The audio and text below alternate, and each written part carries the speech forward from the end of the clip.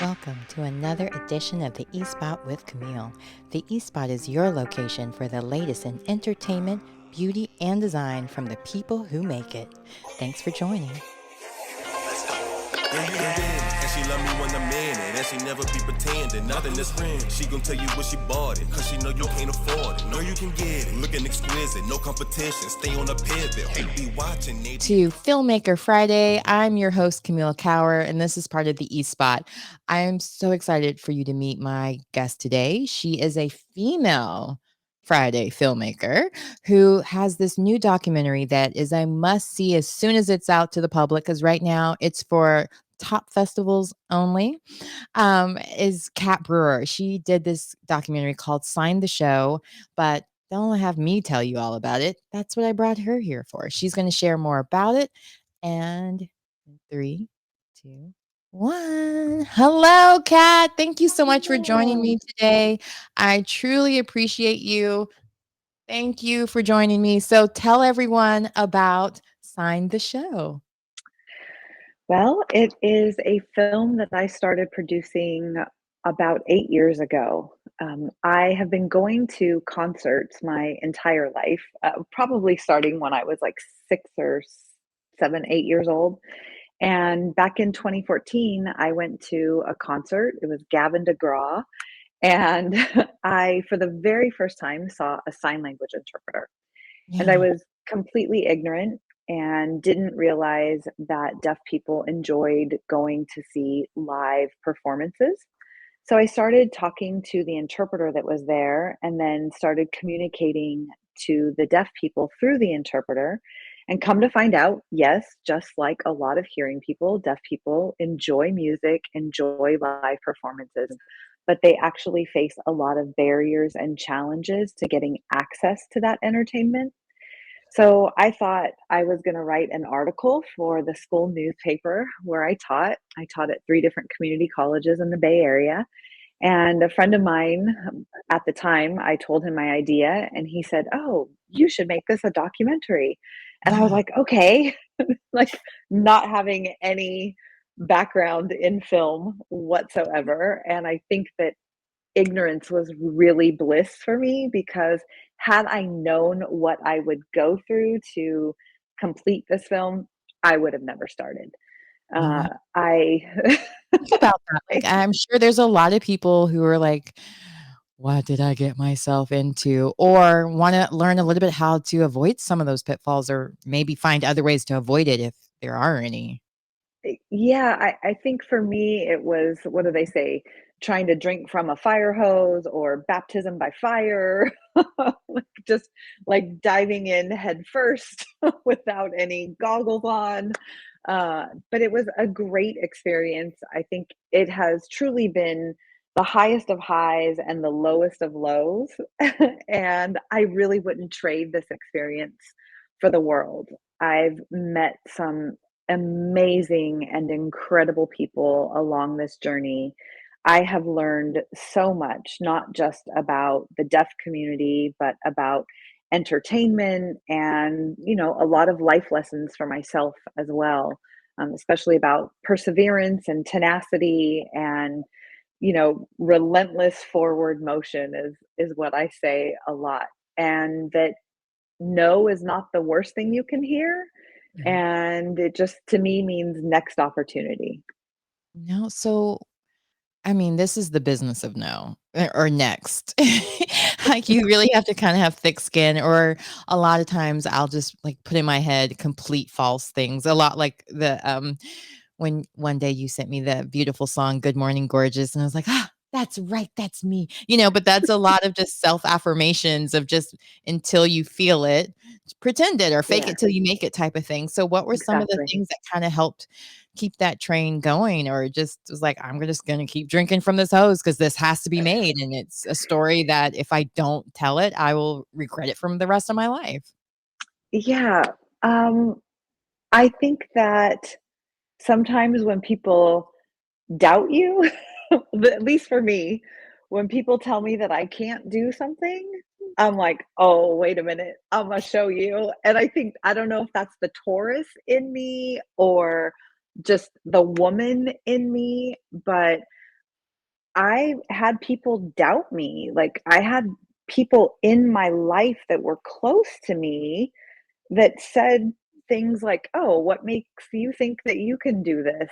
Or, "What makes you think so and so is gonna give you an interview?" And I was just like, like, I think a lot of that comes from the fear of it's their own fears, their own insecurities. It's not like they're projecting in a way, like they never went after their dreams. They never really pursued what they were meant to be, maybe. And so they're not so much maybe doubt your potential, but doubted their own potential and like how, and it's a lot of like, because I've gotten that too. And then looking back, I'm like, why am I even listening to people who never went after their dreams? They never really took that chance and put themselves out there. How would they know what right. this is like or what I can or can't do? Because you don't know me or no, but but Yeah. at the same time, Yeah. like, there are people who like they're doing great in their profession. So maybe it's also a matter of like they want to make sure they're protecting you too. Sometimes it's even with our own brains, like it won't let you do certain things again because it has muscle memory. It's like, oh, remember the last Right. time we did this, we got burned. But you Right. learn new lessons, you do new things, and sometimes what looks like failures is just figuring out other ways to do things, you That's know? right. That's right. I say that there's no such thing as the only time you fail is really when you stop trying, Yep, when you give up. honestly.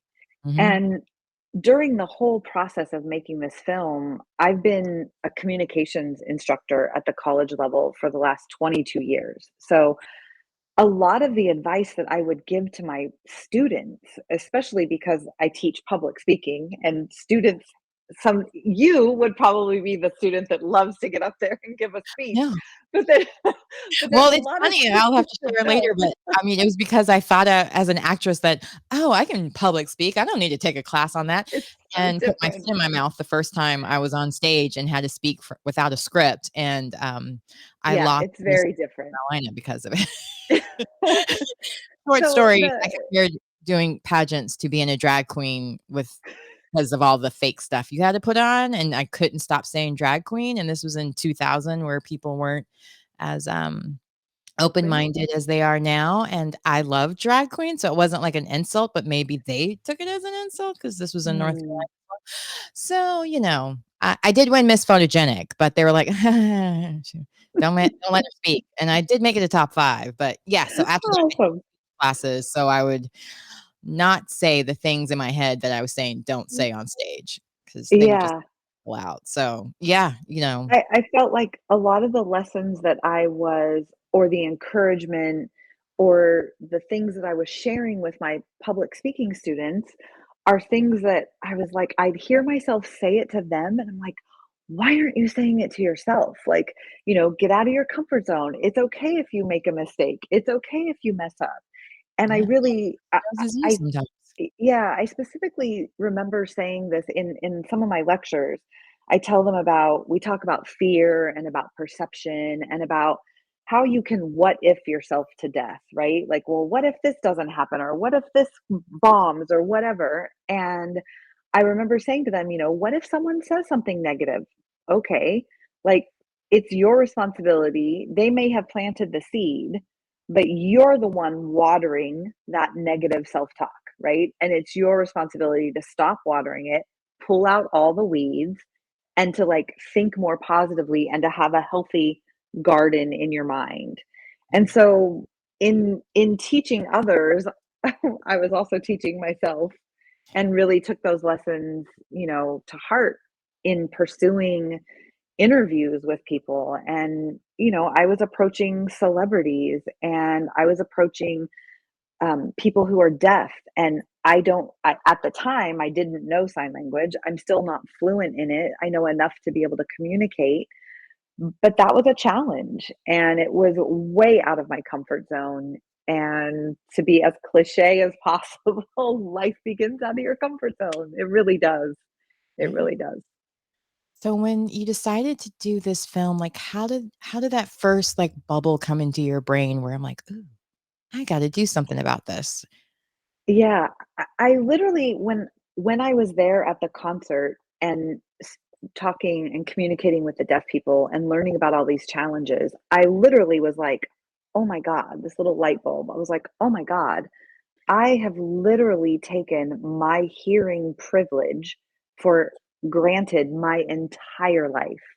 Like, they were talking about how they couldn't pick a certain day to go see a concert, like, they had to go when there was gonna be an interpreter there, and I was like, "Oh, gosh, if I wanna go see the Dixie Chicks or Bon Jovi or Drake or Beyonce, I just go buy my ticket for the day I Oh, wanna wow. go. I don't Must have be to nice. worry if there's an interpreter there." Well, I didn't say I could afford it. I I remember being invited to a Beyonce concert, and then when I looked at the prices, I'm like, "Oh, no, I gotta pay for college. Have fun, because 'cause I'm a front row girl." Like, I wanna be as close to the action as I can possibly be, and I always bring my daughter with me, because it ain't no fun unless your daughter can have some, in my opinion. So, yeah, Ariana Grande is our budget level. Well, she was. I don't know if she is now. Yeah, exactly, right. Yeah, so I literally was thinking about, I mean, I taught communication for 22 Mhm. years, and this was a fundamental lack of access to communication. Right. And I remember going home that night, just like my mind was swirling. And I was like, I need to write an article. I need, and I called a friend who at the time was the editor of the Oakland Tribune. And I was like, Martin, like if I wrote this, piece, will you publish it in the Yeah. I was dreaming big, right? And he was Why like, not? sure. He was like, sure, sure. And then, like I said, I mentioned it to a friend of mine, Oscar. Thank you, Oscar. Thank you, Oscar. Speaking of Oscar, no, I'm kidding. Yeah, They don't do right. documentary. Oh, yeah, wait, they do have a Yes, documentary. they do, they Screen do, yeah. Actors Guild that doesn't. So, yeah, no. Yeah, so I just like I said, he gave me the idea for the documentary. I said, "Okay." I remember going to Best Buy in Emeryville, California. The poor kid who helped me, I was there for 2 hours picking his brain about what camera do I need. Okay. I bought an $800 camera, a $100 tripod, and kept the receipt because I was like, as a teacher, I can't afford this $800 camera. I'm going to film for 30 days and then I'm going to return the camera and get my money back. Yeah. Didn't didn't quite work out that way. So literally 7 years of filming and trying to figure it out and knocking on doors and tweeting people and DMing people. Like, literally, I had a 2-year tweet relationship with Chuck D from Public Enemy. Like, Oh my to god, that's the CD I play every day in my car is, Public Enemy.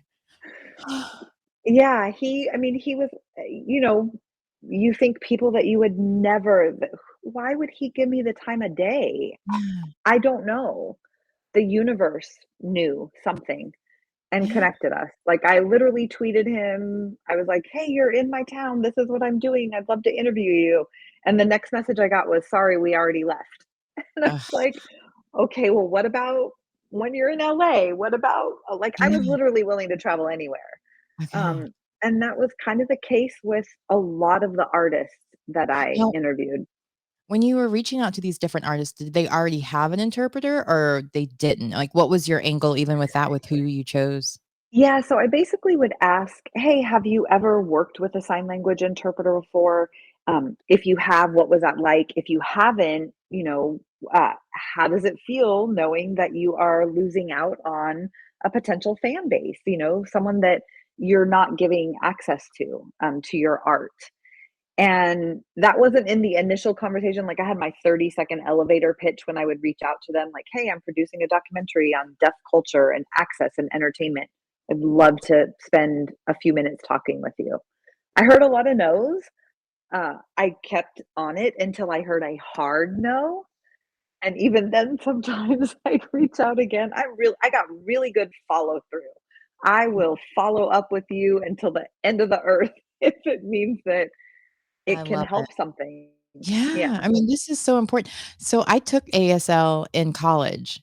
I was obsessed with ASL from watching, Helen Keller as a kid, and I watched all like, I wanted to learn it a lot, and so I was almost fluent by the time I graduated from college, and if I had known that interpreters did more than just boring speeches, because I also wanted to be a hype woman, or discovered MTV VJ would probably be more my stilo, since I like ask a lot of questions, but I tried out for that too. Anyway, but, like, there was a video that I saw of this woman being interpreter at a concert because I don't think I've ever seen one or knowingly saw one before. And I was like, oh, that exists. And so I started looking into getting classes again to get Mm. back going in it again. And so I am taking back classes, but it's been a slow progression because I'm completely busy with this You're season, a busy obviously. But woman. at the same time, it's like, wow, what a fun job, first of all, for interpreter to be able to interpret these musicians that they love and share it with a community that's been overlooked. Because that's kind of the theme of now. Like people are more open to the idea that marginalized communities deserve that spotlight. They deserve to be a part of the table, so to speak. So for you to Yeah. open up that opportunity and to give more light into the situation, and you started 8 years ago, is just mind blowing to me because I did not know that, and we're friends in real life, and so just to like, We are. and at the same time, like I'm just so impressed with everything with this because when I think I don't remember how I started following you because I am a stalker, and then at least on the internet, don't get and so like I don't know if I knew about your documentary at first. So it was just the fact that maybe it was your hair and you were like in a picture with somebody that I knew, and I was like, I oh, I got I a think it her. was I think it was a Right? Cory I think it was a Cory Booker thing, perhaps. Could have been that because I just don't because I was like following all the blue people that seemed interesting to some extent. Maybe I don't remember, but then when you posted about sign the show, I was like, oh, wow. Again, like it was like the universe giving me signs again. So when you were going through all of this, getting the no's, what were some of the great yeses or great stories that just kept like I said, getting that train going and making you want to do more and realizing how important what you were doing is to the community, not just for us that can hear, but for those that can't, because that was part of the Yeah. class with ASL was learning about the culture and so on as well. Yeah. So really fortunately, a girlfriend of mine had messaged me on Facebook and she's like, "Have you seen this guy?" And I was like, "Who?" Right? So she sends me this video of this young man who was interpreting rap music. He had a ton of videos. And I was like, "Oh my God, I need this guy. I need to meet him. He would Yeah. be perfect for my film." Kind of like learned a little bit about him. He was born with profound hearing loss, was raised in a hearing family, and so he um, was sent to like a mainstream school where he worked with a speech pathologist and learned how to speak. He wears hearing aids, and but he didn't grow up learning sign language. And it wasn't until he was 19 and went to Gallaudet University, which is a deaf university in Washington, D.C., which is where he learned sign language for the first time at 19. And so he kind of straddled both of these worlds, both the hearing world and the deaf world. And I'm so honored. His name is Matt Maxey. He was an interpreter for Chance the Rapper. He went on tour with Chance. He's just has this absolutely amazing story. And just as amazing as his story is, he, the person, is amazing and has great vibes. And we just clicked from the day we met, which was a really circuitous way after stalking him for a year on social media. Because I'm not that's what above I it. do. He's now an executive producer on the film with me, along with Waka Flocka Flame, um, and my Wait, angel you're gonna have to investor. explain how that came about too, because Yeah, the yes, names of the people who are involved, like, even I mean, it's not even a Kevin Bacon connection to some of them, like Kelly Clarkson, Waka Flocka Flame, Niall De I don't know. I DeMarco, Yes. DeMarco, yeah, I'm like, I was doing so well yesterday because I recorded yesterday and talked about it. I had his name in front of me. I do not this time. So I'm like, I don't remember what his last name is. So I know it's D something, but he was from Next Top Model. But you have all these different people that you just wouldn't necessarily even see in the same concert or same yeah. event, maybe, but you were able to blend them all together as well. So I know you were stalking all of them, but how did you get to a point where they were willing to really get involved and to the level of producer or um Yeah, yeah. so I mean, I have to. Waka is the only celebrity producer that I have on the Okay. film. And I first met him. So in 2017, I was at Firefly Music Festival in Dover, Delaware, And it was the very first time that I actually had like a press credential where I could actually go in the pit and film. I mean, I'd been doing this at that point for 3 years, I think, almost four, and was just hustling. But here I was with my Oh, I badge can in the pit, yeah. and I knew the interpreter, and so I was filming the interpreter, and she was, on a platform to the side of the stage, and Waka noticed her. And he was like, "What is she doing?" He did not know what she was doing. Another Big Daddy Kane situation, sounds like. He talks about that on, he did an interview with Complex, Everyday Struggles, but so he talks about that. He's been very open about it. So after that he came down off the stage, got on the platform, was dancing with her, and after that performance, I literally snuck backstage. I didn't have backstage access, but I was literally like running past the security guard. And I was like, Waka, because I see him. And he Yeah. like turns around and I was like, can I just talk to you for 30 seconds? So, I'm like literally shouting this. And some other person comes and walks up to me and he's like, I'm Waka's manager. Can you tell me what you want to talk to him about? So pitched it. He's like, hold on a second. Went to Waka. He was in a van and came back to me and said, he'll do the interview. And I was like, so he's like, but he wants you to film the interview in the van, like right now. Can you do it? I'm just like, oh Yeah. my God. Like the lighting was horrible. So we start the interview and then I was like, this is like, is there any way? He's like, oh, let's go to the green room. So then it was like Waka and DJ Who Kid, and we're in there and we're doing the interview. And at the end of the interview, I'm a very emotional person. I cry when I'm overwhelmed with gratitude. It happens all the time. And I just like started crying at the end of the interview and I was like, thank you so much. Like my dream is to be able to connect your deaf fans to you to have a conversation. And he was like, let's make it happen.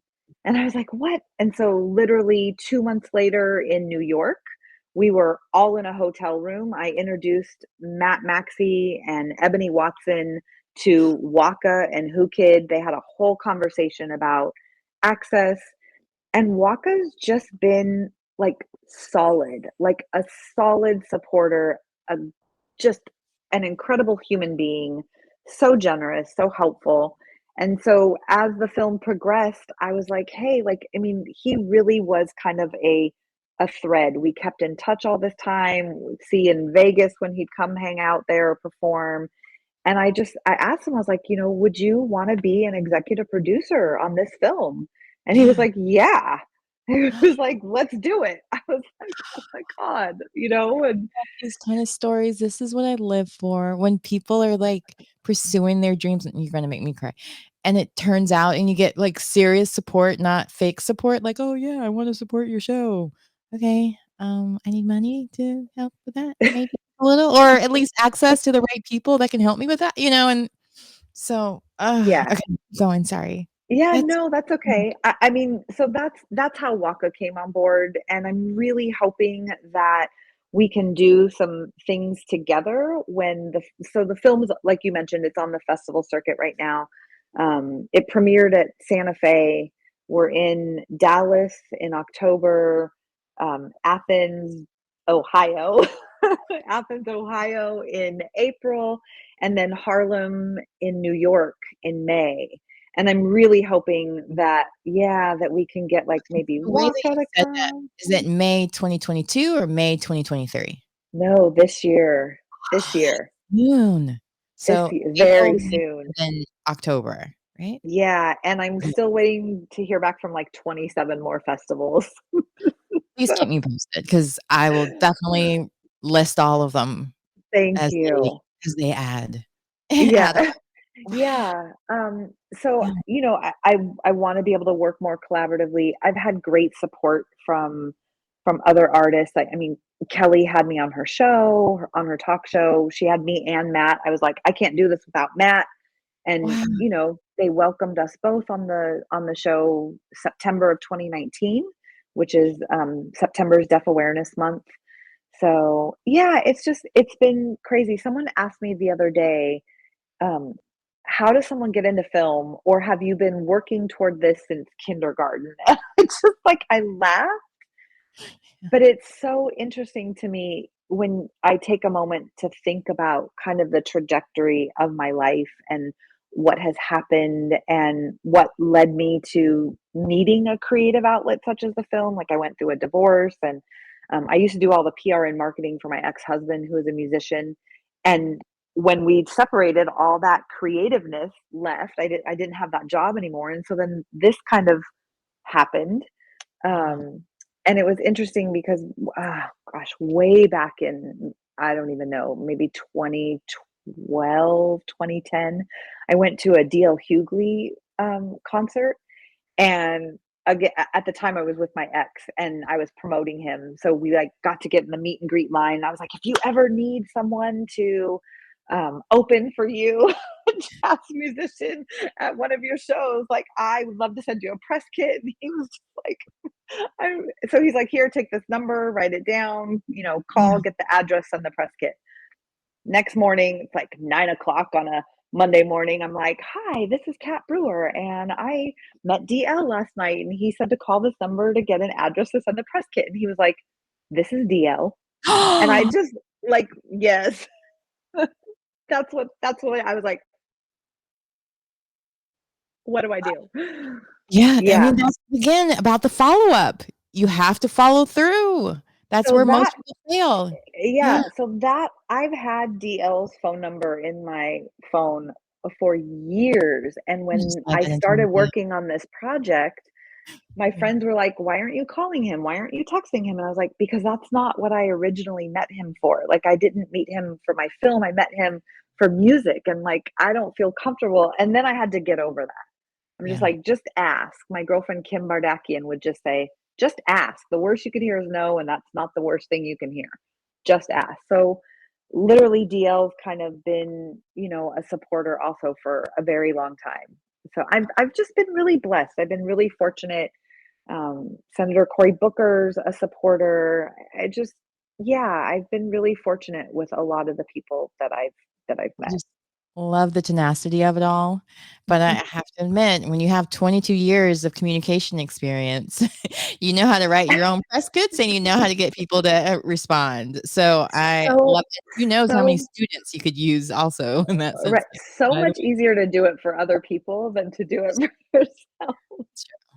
That's true, 'cause Yeah, sometimes I wonder if I used a different name, maybe, like, my assistant is reaching out, I'd feel more confident because 'cause I've heard of different comedians, like, that's how they booked their first jobs was that they would do it under a different name, pretending to be their yeah, manager, and so on, and I was like, and even, like, my mom was best friends with this actress, and she would always like, "Just tell him you're my publicist so we can get a better room," or whatever, like, call and do it that way because I mean, it was fun times. I learned from them, but I'm too scared that I won't remember what all of that and then just blow it all up because 'cause I'm like, "Oh, yeah, it's all me."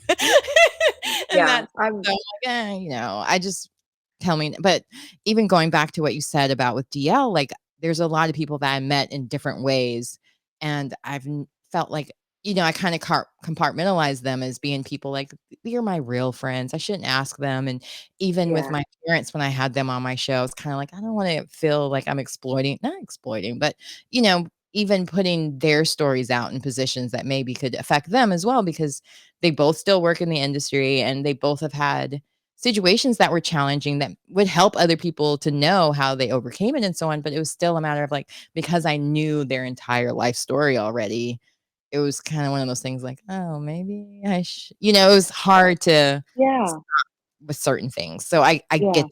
Even now, a lot of times people are like, "You just have to ask, you just have to ask," and, you know, sometimes, like, that's the joy of having an agent. They do all the asking for me, so I just the jobs I don't get or the jobs they pitch me for, I don't even know, I'm just yeah. close to There's it there or there is a barrier. blissful ignorance in that Yeah. in that sense, right? When you're not dealing with the rejection, or yeah, when you're not dealing with the rejection firsthand. Yeah. But from jump, I try to be authentically myself, and I am as transparent as all get out, like sometimes too much, sometimes to my detriment. But I'm like, look, this is me, this is who I am, this is what I'm doing, this is what I can offer. And you know what? If I'm for you, great. And if we Right. connect, great. And if not, next. Like Yeah. I Ariana, mean, it's we'll also a bring it matter back to Ariana Grande. Thank you, next. right? And but it also brings that point of, there's a certain level of people you wanna be dealing with too, like, if they it's that energy level because not everybody is meant to be involved, like, you don't wanna be involved with someone who's just in it for maybe exposure or the Right. notoriety of it all, or just to take advantage of the deaf community in that sense too, because it is a sensitive area, so, Yeah. yeah, I've sometimes those been walls are protecting you. Yeah, I have been super incredibly grateful. So when the film premiered in Santa Fe at the festival, it's like February 11th, one of the women that was in my film, I had interviewed her back in 2014, had not seen her in real life since that time. Excuse me. And she and her husband flew to Santa Fe. And I was like, Julie, if you're here at the festival, like you absolutely have to be a part of the panel, the Q&A panel. Like I thought it was just going to be me and Matt. And when Mhm. she was like, yes, I'm here. I'm like, oh, absolutely. Like I, and it's part of the reason why, like I had Matt with me on the Kelly Clarkson show. I am not deaf. I don't have deaf family members. I now have deaf friends, right? But this is not my story to tell. This is their experience, their story. I just kind of bundled it in this little package to get more exposure. But it really isn't about me. Like, people are like, oh, we're going to see you in the film. Like, no, you're not seeing me. No, I'm not. There's like two, I specifically told my editor, back in 2019 when we started. I was like, I don't put me in here. I don't want to hear my voice, like nothing. Yeah. And there's a scene where you could, if you know me, you could see the back of my head. But Well, the hair color might give it away. most people, yeah, most people wouldn't know it's me. Yeah. And then at the very end, you hear my voice in a couple of scenes that he couldn't edit out, and I'm just like I don't Um, want to be. This is not me. Like this is their story. no, and But I wanted to bring that up earlier, even when with Kelly Clarkson, you made a point of, well, Matt has to be with me. Like so many times when people are in those positions, when they finally get the notoriety of it all, they don't open the door to the people that helped them get there. And that's another reason to give you kudos for it all. Cause even with my interview, you were like, well, it has to have closed captioning. I'm like, okay. I YouTube automatically does it because I'm dyslexic. Nobody wants me to like, speaking of access, like, no, I won't be able to catch the spelling or miss errors because in my brain, it's, like, automatic for me to just make assumptions what I'm reading is right, or yeah. so I like, on that same flip level, I guess, in some ways, but, like, you were still like, you're very much looking out for the people that this show is about. It's not a way to just showcase this part of the story without giving them still that access that they deserve and need, and that's the whole point of your movie. So I'm Yeah. curious, what was their reaction, and even the audience for that matter, when you debuted the, show down in Santa Fe? Yeah, it was interesting. The audience was predominantly deaf, and I was thrilled about that on one hand, and on the other hand, I was like, "Oh, no." Like, I want to make sure that I've done this community justice in Yeah, telling their story. And the people that are in the film have seen it and have given me I've gotten plenty of feedback along the course of producing this, but still to have it be viewed by people who don't know me, it was very well received. I was crying mess at the end, because it was well received and I was just overwhelmed. But I yeah, think an even more amazing thing that happened was we had requested access from the festival for a couple of different things, not just at the premiere of my film, and an interpreter for the Q&A after, but we had requested access for a couple of other things, and we didn't get it, and I was really disappointed, and as were the deaf people in attendance, right? Because again, it's just another barrier, another denial of not having that access. And I had a conversation, a really candid conversation with the festival producer. And in that moment of that conversation, I just thought she was telling me things that would appease me to just like, whatever I need to say to her to get her to leave. Yeah. Um, and I think it was 4 or 5 days after the festival ended, I got an email from her saying, "Hey, I want to let you know that, there was a lot of awareness, a lot of things that were brought to our attention, and we want to move forward doing things differently. And I wanted you to, have access to this press release that we're putting out for the next festival, which is in 2023." And I just kind of was like, okay, I put the email aside. I didn't look at the article. I didn't read the press release. And it was like a few hours later, I looked at it and I read it and I just started sobbing. Again, this is like a common theme.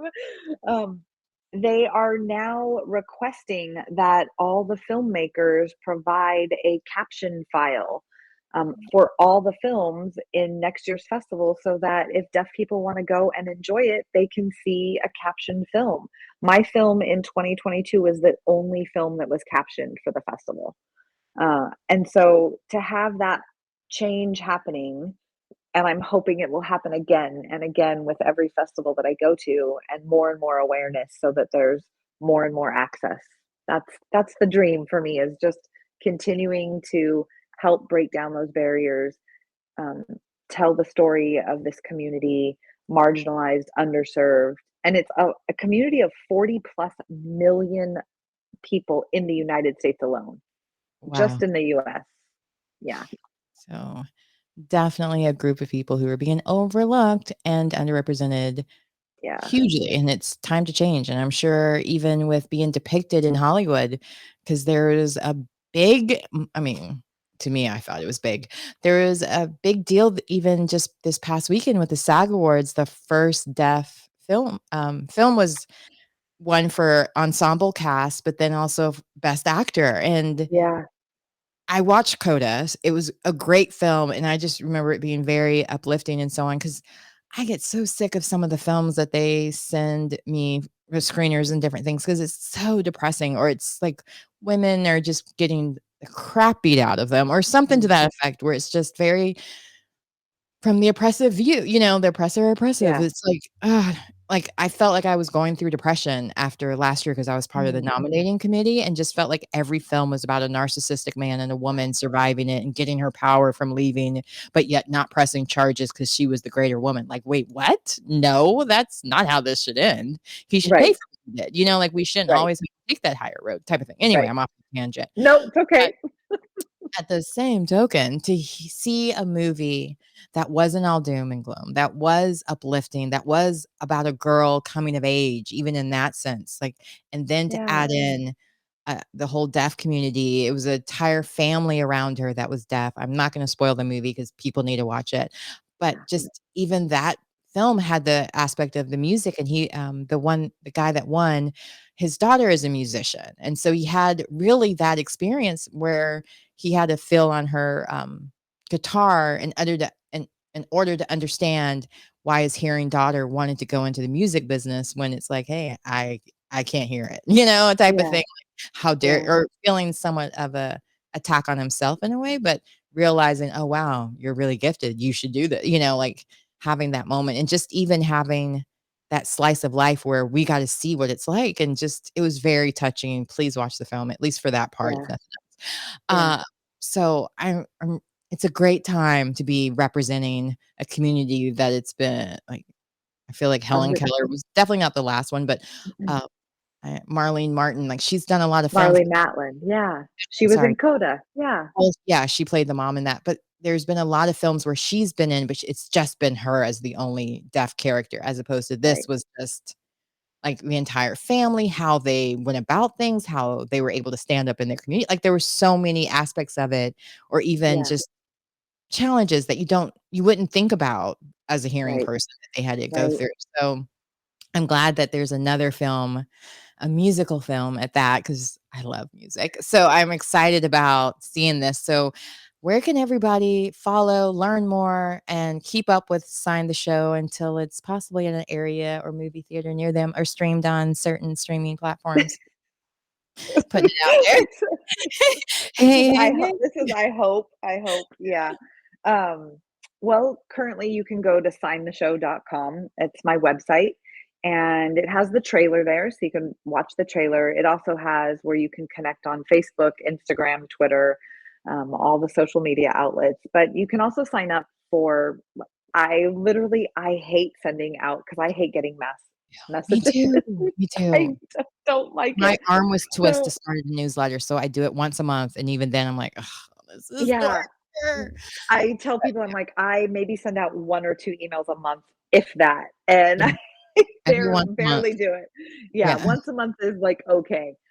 So they can go there and sign up for the mailing list. Again, we'll be in Dallas in October, Harlem in May, um, Athens, Ohio in April, and I'm really hoping for some North Carolina. I'm waiting to hear back from Full Frame in Durham, And Cucaloris, that's another one here. Cucaloris in Wilmington. I Yeah, long applied for Beach. that one. There's one in Winston-Salem I'm waiting to hear back from. So Okay. I'm hoping to like span the United States. Well, if it San happens more and Francisco, more, DC, New Jersey. So yeah. fingers crossed. Well, I'm even in Utah, Austin, although Austin's coming up, I think, next weekend, so Yes, I'm not in South by Southwest. I not didn't get yet. into Sundance. No, it's okay. I've Yeah. already been. Well, no, Maybe not next year, with this it's film. always new judges, so it could be maybe this year they're like, "Oh, who cares?" But next year, because of CODA and all the other stuff, they're like, "We have to have this film here." So you just never I know. I Yeah, think that what happens, what's meant to be will be. The yeah. universe will provide and connect. Um, my girlfriend says, "In God's time, in the universe's time." Well, Yeah, you also know your tenacity to follow up, so where other people give up, you keep going. So I thanks again try. for being my guest today. Thank you. I Thank you so absolutely much, loved it. Camille. Oh, I it was can't my wait to pleasure. hang out like in person again. Like Oh, we need another girl date for oh, sure. I'm so overdue. It's just with filming all this stuff, I'm like, I'm not much to talk to because my throat usually hurts by the time Oh. my week's over because I overbook myself and then I also do like other things I have to speak at besides my show. Well, So we can go to a comedy I'm show back. where you don't have to talk. We could just laugh. I'm down. I mean, my season ends in April anyway, Okay. and I am going to High Point Market. I don't know if yeah, why would you wanna go to that No, if you're not I don't know into what that is. it's the biggest furniture, market in America 'cause High Point is the home of furniture, and, like, all the different brands, everyone's there, trades, all these different classes, Is all the this different here in North Carolina? yeah, in High Point. I Every don't year even well, know where twice High a year, Point they have a is. spring one and a fall one, so October and then fall, but there's one in Dallas because I actually did an event at the one in Dallas in August? No, I don't know, I'm bad with months, but, um, yeah, so they're all over, they're in Atlanta, Vegas, and Sounds fun. they are fun 'cause there there's a lot of groups that I've gone to for different trade shows because I was an esthetician, I would do that, and then I worked as a pharmaceutical sales rep for, a What haven't you dermatology done? company. So, I mean, pretty much We're anything. Jill of all trades. Yes, I needed something to pay for my habits, Yeah. which is acting and and all of that, I needed to pay for the wardrobe requirements, but needless and the photography and all the other stuff that comes along with it. But needless to say, I did a lot of furniture modeling, so I would always go to these different events to kinda meet people and also doing these events there where I would get paid to kinda, like, bring people into the showroom and show them around different things. Since I was 15, I've been going to furniture market. And I love it, but not like and so now I go as part of my show and everything because, I did a opening like, when the pandemic hit, I was like, "I can have a virtual High Point Market week," and interviewed all my, like, HGTV friends and different So people, and fun. yeah, like, it's they were very gracious to be on my show because some of these people are, like yourself, are very busy. So, anyway, speaking of which, I know you have another appointment coming up very So soon, do so you. I wanna So do hold you you. up. I know. My daughter, gotta pick her up from carpool, but, again, thank you Thank so much for you. being my guest, and I Thank you. I love really what you're appreciate doing. it. Really My appreciate it. pleasure, like, It gives me so much joy just to hear such great stories like these, 'cause I'm hoping it encourages more people to go for it, and don't let the no Yeah, stop you. don't let the no stop you. Or, like Absolutely. you said, just get an 800 camera with the idea you might return it, and just do it, but Do it. now, people do things with their iPhones, so Yeah, whatever works. absolutely. Yeah, work within Absolutely. your budget. Thank you again for the opportunity. Really appreciate it. Anytime. All right. Well, thanks again, everyone, for tuning in to the eSpot with Camille. I'm your host, Camille Cower, and this has been Filmmaker Fridays. Please make sure you share this with your friends, your colleagues, anyone that may benefit from learning more about Cat Brewer and sign the show, or just would like to have some more of this Filmmaker Friday magic every Friday. Thanks again for tuning in, and I'll be back live on Thursday. She gon' tell you what she bought it, cause she know you can't afford it. Know you can get it, looking exquisite, no competition, stay on a pivot. Who be watching, they be plotting, she so motherfucking independent. Mama be big, got on her grind, she had to get out her mama house. Daddy be tripping, now she be whipping, ain't no more on granny couch. Fashion over, got that air looking different, make me wanna put her all in my mentions. Feeling like she was sent from above, got me asking the Lord for forgiveness. Walking with confidence, look at her ambience. The reason these hoes be talking her IG.